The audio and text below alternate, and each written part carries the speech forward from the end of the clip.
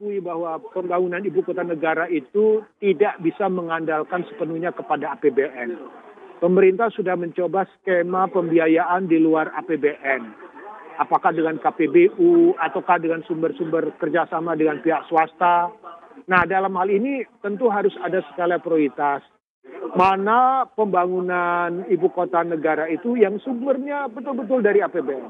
Apakah dalam hal ini pembangunan yang pertama adalah pembangunan jaringan jalan. Apakah jaringan jalan yang dibangun ini sumber pembiayaannya dari APBN, kemudian juga kegiatan-kegiatan lainnya juga bisa didapatkan dari kerjasama melalui badan usaha milik negara atau pihak-pihak investasi asing yang mungkin bisa terlibat dan berkontribusi dalam.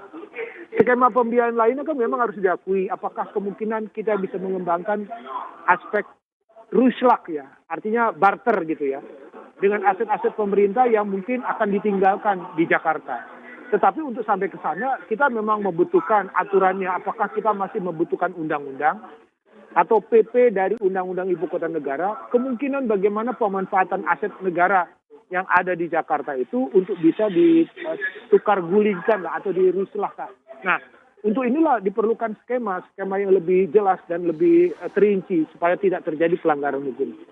Hal lain yang juga perlu kita cermati adalah bagaimana kita mendapatkan sumber pembiayaan itu yang tidak berbenturan dengan upaya-upaya pemerintah untuk melakukan upaya pemulihan ekonomi akibat pandemi.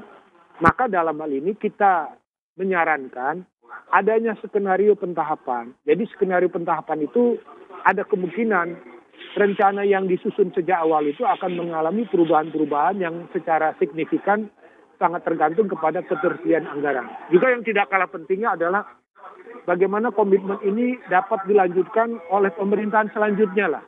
Jadi dengan adanya undang-undang, maka otomatis pembangunan ini tidak lagi tergantung kepada siapa presidennya. Tapi kita sudah sangat mengacu kepada satu landasan hukum yang kuat. Bahwa pembangunan ibu kota baru itu adalah menjadi komitmen nasional, menjadi program prioritas nasional untuk waktu yang akan datang. Minimal hingga peringatan 100 tahun Indonesia, kemerdekaan Indonesia itu, kita sudah betul-betul merasakan manfaat dari pembangunan ibu kota negara yang baru. Tapi sekali lagi saya mengatakan, pembangunan ini hanya bisa berhasil jika skenario pembiayaan itu tidak menambah beban hutang baru lah.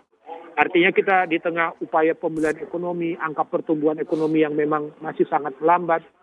Jadi memang diperlukan skenario-skenario bagaimana rencana ini tetap dilanjutkan, tetapi tidak mengganggu beban biaya pembangunan yang memberatkan APBN atau menambah hutang baru lah ibaratnya yang dikhawatirkan beberapa kalangan ekonomi, supaya realisasi ini betul-betul bisa membuat pemulihan ekonomi lebih cepat, tapi rencana pembangunan pun tidak mengalami hambatan. Jangan lupa untuk download aplikasi CNBC Indonesia yang tersedia di Play Store dan juga App Store untuk mengikuti terus perkembangan informasi seputar ekonomi dan bisnis terkini.